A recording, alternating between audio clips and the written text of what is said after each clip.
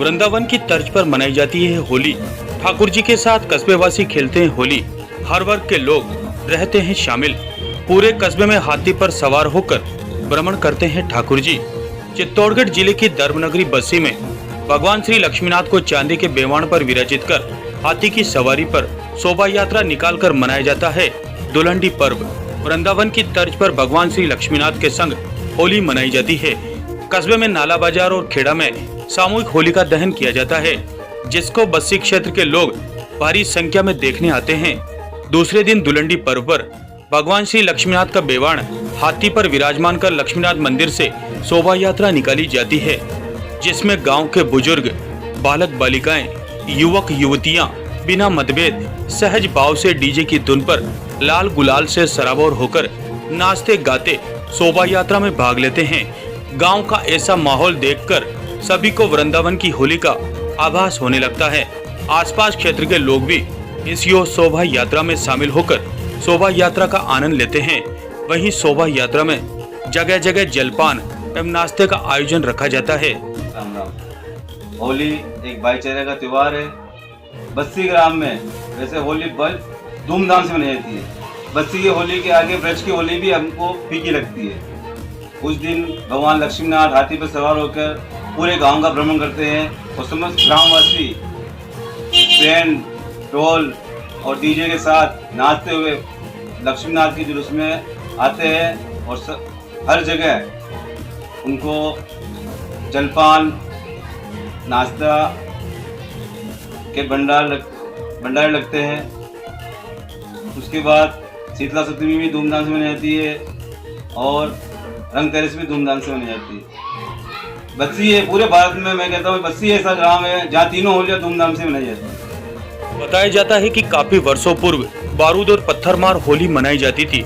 इस पर बुजुर्ग जानकारी देते हुए बताते हैं कि आज से करीब 60 वर्ष पूर्व बांस की लकड़ी से बनाई गई पिचकारी में बारूद भरकर एक दूसरे पर चलाते थे। बारूद खत्म हो जाने पर एक दूसरे पर पत्थर फेंकते थे। इस होली को फागुन महीने के बीच पर खेला जाता था, जिसमें पूरे गांव की टोली बनती थी।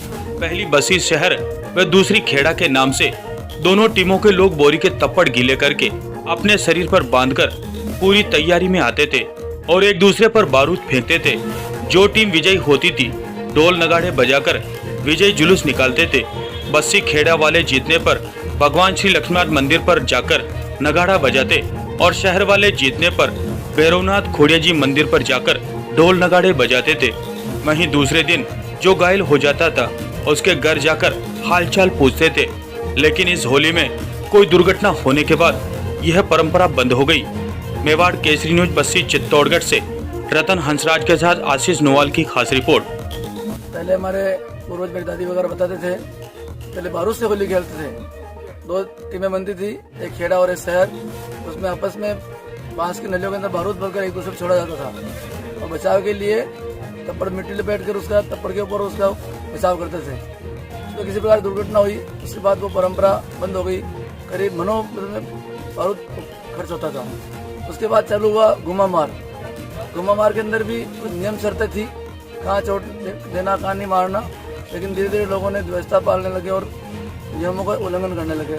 वो परंपरा भी धीरे धीरे बंद हो गई। आज की तारीख में जब करीब 15 सालों से ये चल रहा है, भगवान हाथी के ऊपर विराजते हैं लक्ष्मीनाथ भगवान और पूरे गांव में भ्रमण करते हैं। लोग अपने घरों से उनको होली खिलाते हैं। साथ में चलने वाले गुलाल से, लाल गुलाल का उपयोग होता है, लाल गुलाल से होली खेलते हैं।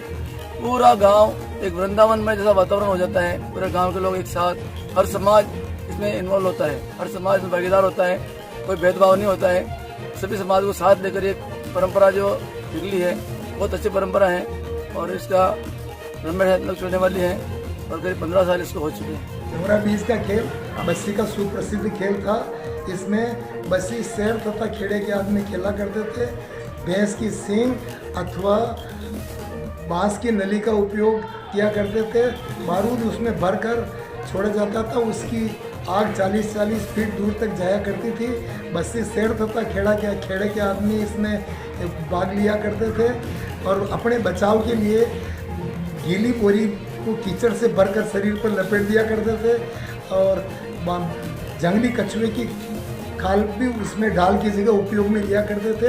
इस खेल को देखने के लिए पूरे राजस्थान के आदमी देखने के लिए आया करते थे।